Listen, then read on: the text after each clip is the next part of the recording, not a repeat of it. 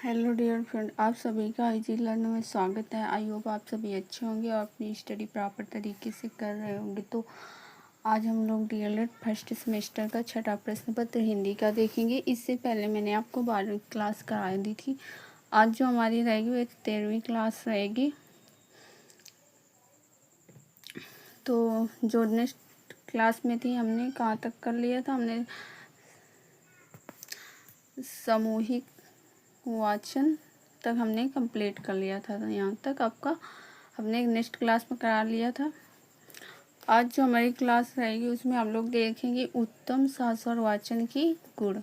ठीक, तो देखिए उत्तम शास्त्र वाचन के गुण।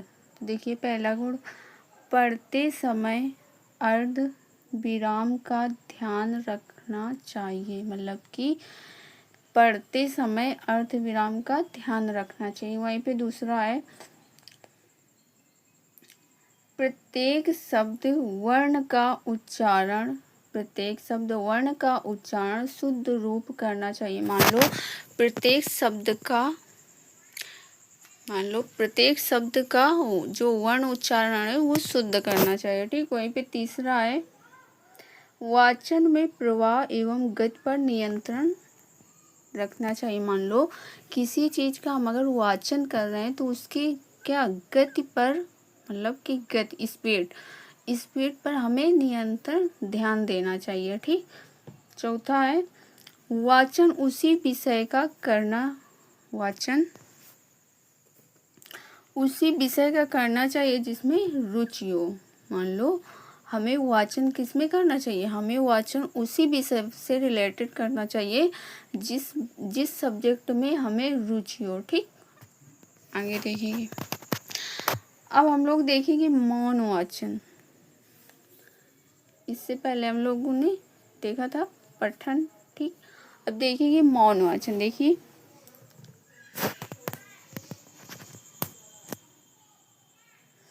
लिखित सामग्री को मन ही मन चुपचाप बिना आवाज निकाले पढ़ना ही मौन वाचन कहलाता है। मौन का मतलब होता है मन ही मन। मान लो किसी चीज को बिना आवाज किए, बिना ध्वनि किए हम जब किसी चीज को मन ही मन मान लो पढ़ते हैं उसे हम मौन वाचन कहते हैं। ठीक, तो वही लिखा है, लिखित सामग्री को मन ही मन चुपचाप बिना आवाज निकाले पढ़ना ही मौन वाचन कहलाता है। ठीक, आगे देखिए, जब बच्चा मौन वाचन सीख जाता है तो वह शास्त्र वाचन का प्रयोग कम करता है।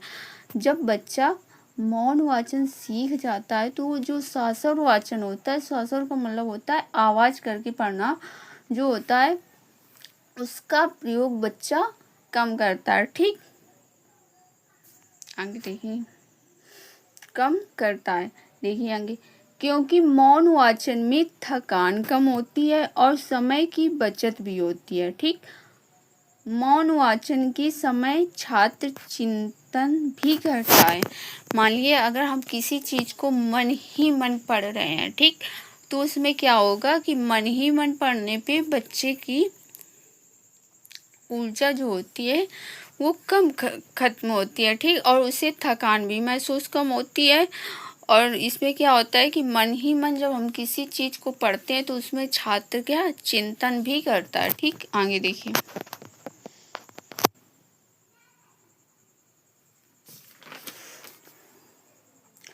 और सामूहिक वाचन के लिए मौन वाचन सर्वोत्तम है। सामूहिक वाचन के लिए मौन वाचन सर्वोत्तम है। ठीक, सर्वोत्तम का मतलब श्रेष्ठ है। ठीक, मौन वाचन करते समय अध्यापक को बच्चे के पठन का निरीक्षण करना चाहिए। ठीक, मौन वाचन करते समय अध्यापक को बच्चे के पठन का निरीक्षण करना चाहिए मतलब उसका टेस्ट लेना चाहिए। अगर अध्यापक क्लास में कोई चीज पढ़ा रहा है तो उससे बच्चे का निरीक्षण करना चाहिए, बच्चे का टेस्ट लेना चाहिए कि अगर किसी लेसन या पाठ के बारे में अध्यापक पढ़ा रहा है तो उस पाठ या लेसन से रिलेटेड अध्यापक क्लास के किसी भी बच्चे से कोई भी क्वेश्चन कर सकता है। ठीक, तो इससे क्या होगा कि इससे पता चल जाएगा कि बच्चा ध्यानपूर्वक स्टडी कर रहा है या नहीं कर रहा है। ठीक, इससे इस चीज़ का पता चल जाएगा। ठीक है, जिससे पता चल सके कि बच्चा ध्यान से पढ़ रहे हैं या नहीं। ठीक, आगे देखेंगे। मौन वाचन के 2 प्रकार होते हैं। कितने प्रकार होते हैं? मौन वाचन के 2 प्रकार होते हैं। कौन कौन से होते हैं? द्रुत वाचन और दूसरा गंभीर मौन वाचन। ठीक, एक होता है द्रुत वाचन और दूसरा होता है गंभीर मौन वाचन। तो देखिए, द्रुत वाचन शीघ्रता पूर्वक या जल्दी जल्दी किए जाने वाला पठन। इसका उद्देश्य मनोरंजन की प्राप्ति करना है। द्रुत वाचन को ही द्रुत मौन पठन भी कहते हैं। मान लो शीघ्रता पूर्वक मतलब जल्द या जल्दी जल्दी किए जाने वाला पठन। मान लो किसी पाठ को हम अगर जल्दी जल्दी उसका पठन कर रहे हैं, पढ़ रहे हैं, तो इसका उद्देश्य होता है, क्या होता है? मनोरंजन की प्राप्ति करना। द्रुत को ही द्रुत मौन वाचन कहते हैं। ठीक, आगे देखिए। अब देखेंगे द्रुत मौन पठन के निम्न उद्देश्य। इसके उद्देश्य क्या है, देखिए इसके बारे में। पहला है सीखी हुई भाषा का अभ्यास करना। मान लो अगर हम किसी चीज़ को या किसी भाषा को सीखा है तो उसको क्या करेंगे? उसका अभ्यास करेंगे। ठीक, दूसरा है सूचना एकत्र करना। मानिए किसी चीज़ या सभी मतलब कि सूचना, सभी प्रकार की सूचनाओं को एकत्रित करना। ठीक, वहीं पे तीसरा है आनंद प्राप्त करना, मतलब कि आनंद प्राप्त करना, सुख प्राप्त करना। ठीक, आगे देखिए। दूसरा है गंभीर मौन वाचन। देखिए, गंभीर मौन पठन के निम्न उद्देश्य हैं। देखिए इसके कौन कौन से। पहला है नवीन सूचना एकत्र करना। नवीन का मतलब होता है नया। ठीक, सूचना मतलब सूचना या खबर। ठीक, नवीन नए सूचना को एकत्र करना, नए सूचनाओं को एकत्रित करना। ठीक, वहीं पे दूसरा है विषय वस्तु या भाषा का अधिकार करना। मान लो विषय वस्तु या भाषा पर अधिकार करना, मतलब किसी विषय पर या भाषा पर अपना अधिकार करना। ठीक, वहीं पे तीसरा है केंद्रीय भाव की खोज करना। केंद्रीय भावों की खोज करना। ठीक, आई होप आप सभी लोगों को यहाँ तक सारी चीज़ें अच्छे से क्लियर हो गई होंगी। ठीक, और साथ ही आप लोग नोट्स बनाते चलिए और किसी भी चीज़ को रट्टा नहीं मारना। ठीक, समझते हुए चीज़ों को समझते हुए चलना है, किसी चीज़ को रट्टा नहीं मारना। अगर आप लोग समझ कर पढ़ेंगे तो चीज़ें क्या होती हैं? काफ़ी टाइम तक याद रहती हैं। ठीक, आगे देखिए। आगे वाचन शिक्षण की विधियाँ देखेंगे। देखिए, वाचन शिक्षण में अनेक विधियों का प्रयोग किया जाता है। वाचन शिक्षण में अनेक विधियों का प्रयोग किया जाता है। देखिए कौन कौन सी विधि का प्रयोग किया जाता है। पहला है अक्षर बोध विधि। देखिए, हिंदी वर्णमाला का क्रमबद्ध अध्ययन कराना तथा स्वर और व्यंजन के बारे में पढ़ना। बच्चों को पहले अक्षरों का ज्ञान कराते हैं, फिर शब्दों को जोड़कर वाक्य की रचना करते हैं। ये सबसे प्राचीन शिक्षण विधि है। देखिए, जो अक्षर होता है, हिंदी वर्णमाला का क्रमबद्ध अध्ययन। मान लो हिंदी वर्णमाला को हम सीरियल तरीके से अध्ययन करेंगे। ठीक, कि मतलब क्रम से अध्ययन करेंगे तथा स्वर और व्यंजन के बारे में भी पढ़ेंगे। ठीक, बच्चों को पहले मान लो बच्चे हैं, उन्हें पहले अक्षर का ज्ञान कराएंगे। ठीक, फिर अक्षर से उन्हें शब्द का ज्ञान कराएंगे और फिर शब्द से शब्दों को जोड़कर फिर उनको वाक्य से रिलेटेड बताएंगे। ठीक, जैसे देखिए आपके सब मतलब कि अक्षर क्या हैं। ठीक, अक्षर देखिए जैसे कि आपके अक्षर हो गया, का हो गया, खा हो गया, गा हो गया।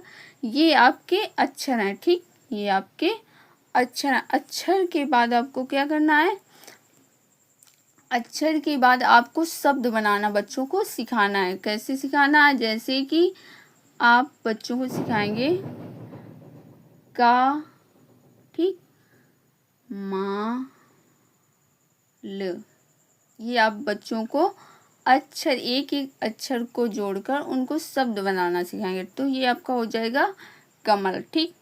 फिर मतलब कि फिर उसके बाद शब्दों के बाद शब्दों को जोड़कर बच्चों को वाक्य बनाना सिखाएंगे। वाक्य बनाना मतलब जैसे कि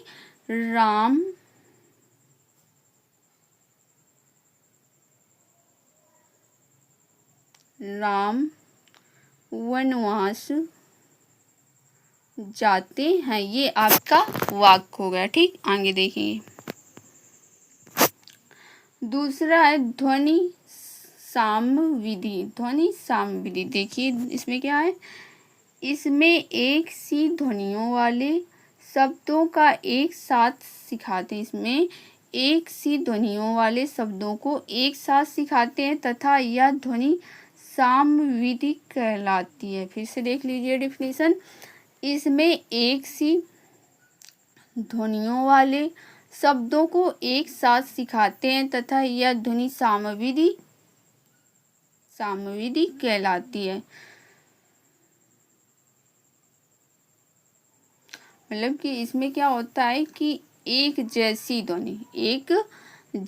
ध्वनि वाले शब्दों को एक साथ सिखाते हैं। क्या करते हैं, एक साथ सिखाते हैं, ठीक।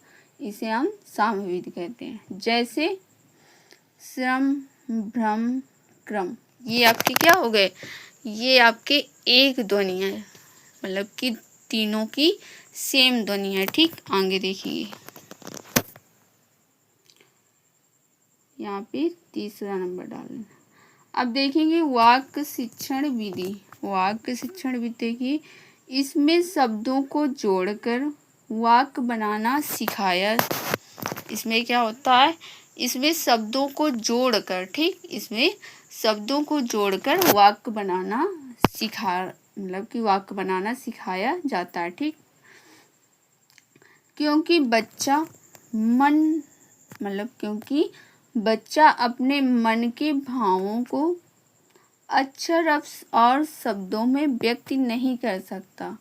मान लो बच्चे के मन में कोई चीज है तो वो अक्षर या शब्दों से अपने मन की जो चिंताएं हैं, जो बातें हैं, वो मन ही मन जो कुछ भी सोच रहा है बच्चा, तो वो क्या है, वो अक्षर या शब्द के माध्यम से अपनी भावनाओं को स्पष्ट नहीं कर सकता। इसलिए उसे क्या करना पड़ेगा, शब्दों को जोड़कर वाक्य बनाकर, मतलब शब्दों को जोड़कर वाक्य बनाना पड़ेगा, तब वो अपने मन की इच्छाओं या भावनाओं को व्यक्त कर सकेगा, ठीक।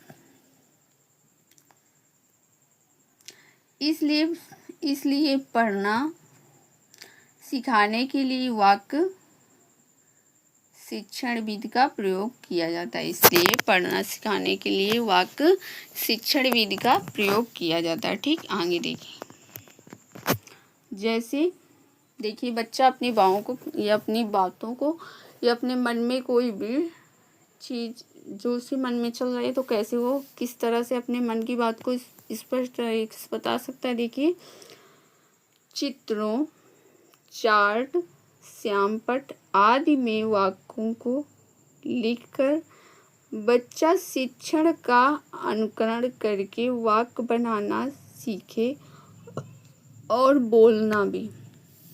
बच्चा क्या करे, चित्र के माध्यम से, चार्ट के माध्यम से और श्यामपट्ट आदि के माध्यम से लिखकर बच्चा शिक्षण का अनुकरण करके वाक्य बनाना सीखे और बोलना भी, ठीक। आगे देखिए, अब देखिए कहानी विधि। बच्चे कहानी विधि के माध्यम से भी चीजों को सीखते हैं, ठीक। तो देखिए, अनेकों चित्रों की सहायता से बच्चों को कहानी सुनाई जाती है। मान लो कि बुक है, उसमें चित्र के माध्यम से बच्चों को कहानियां सुनाई जाती हैं, ठीक। चित्रों के द्वारा कहानी सुनाने से बच्चों को कहानी याद भी हो जाती है। क्या, जब हम चित्र से रिलेटेड, मान लो कि बुक में अगर कोई चित्र बना है,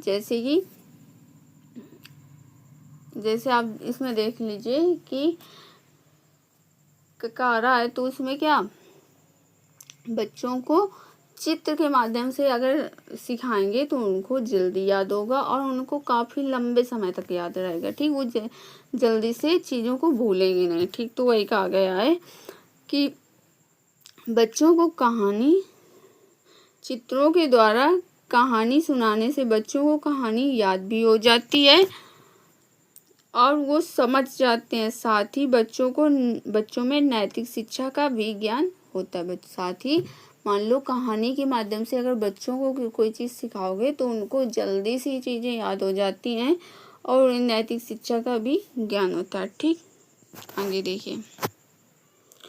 कहानी विधि छोटे बच्चों के लिए अत्यंत लाभदायक है क्योंकि छोटे बच्चों को कहानी सुनना पसंद होता है। ठीक, जो कहानी के माध्यम से है तो कहानी छोटे जो बच्चे होते हैं उनको अत्यंत प्रिय होती है। और अगर कहानी के माध्यम से बच्चों को कुछ आप सिखाएंगे, बताएंगे तो क्या बच्चे जल्दी सीख जाएंगे। ठीक, आगे देखिए। उसके बाद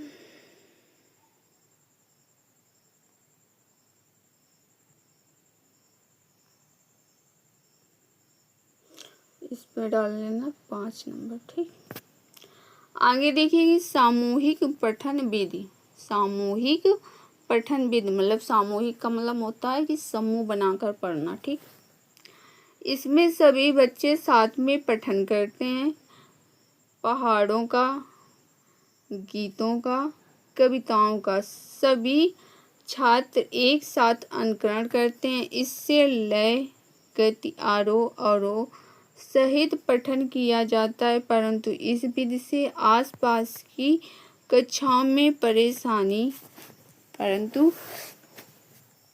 इस विधि से क्या होता है कि आसपास की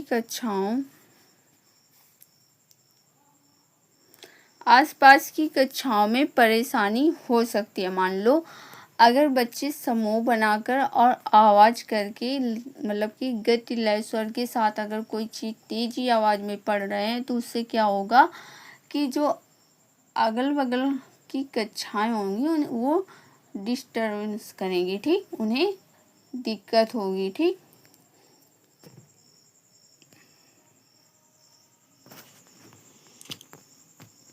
आगे देखिए, ये है 6ठा नंबर। ठीक, अब देखेंगे अनुकरण विधि। देखिए, इसमें बच्चे अनुकरण करते हैं और शिक्षक एक एक शब्द का उच्चारण करते हैं। बच्चे उसी को दोहराते हैं। इसे सुनो और कहो विधि भी कहा जाता है। यह विधि छोटी छोटी कक्षाओं के लिए अच्छी है। देखिए, फिर से देख लीजिए अनुकरण विधि।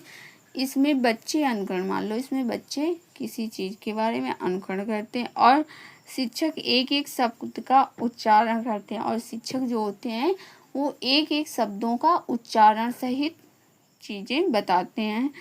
बच्चे उसी को दोहराते हैं और बच्चे जो होते हैं शिक्षक द्वारा बताई गई चीज़ों को दोहराते हैं। ठीक, स्वयं से पढ़ते हैं। इसे सुनो और कहो विधि भी कहते हैं। यह विधि छोटी छोटी जो कक्षाएं होती हैं उनके लिए अत्यंत लाभकारी होती हैं। ठीक, आगे देखिए।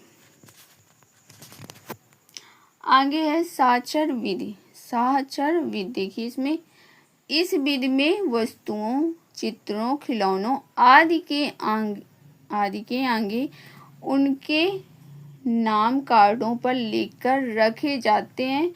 वे कार्ड फेंक दिए जाते हैं और बालकों से कहा जाता है कि जिस वस्तु का जो नाम है वह नाम वाला कार्ड उसी वस्तु के आगे रख दिया जाए। इससे बालक धीरे धीरे अभ्यास करके वर्णों और शब्दों को जान पाते हैं। फिर से देख लीजिए, इस विधि में क्या होता है, वस्तुओं, चित्रों, खिलौनों आदि के आगे उनके नाम कार्डों पर लिखकर रखे जाते हैं।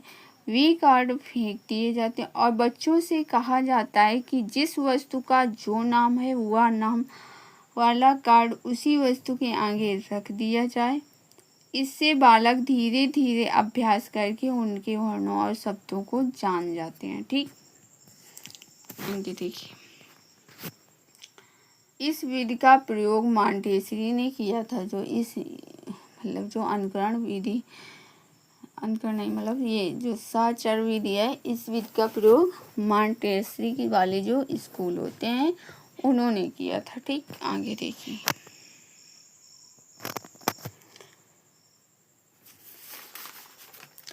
अब उसके बाद लास्ट है, इसमें 7 नंबर डाल लेना। देखो और कहो विधि। देखिए इसमें, इस विधि में छात्र के सामने पहले चित्र दिखाया जाता है, फिर छात्र सोच समझकर उस चित्र के बारे में बताता है। इस विधि से बच्चे बौद्धिक विकास तेजी से होता है। जो देखो और कहो विधि होता है, तो देखिए इसमें क्या होता है कि इस विधि में छात्र के सामने पहले चित्र दिखाया जाता है। छात्रों को पहले कोई चित्र दिखाया जाता है, फिर छात्र सोच समझकर उसी चित्र के बारे में बताता है।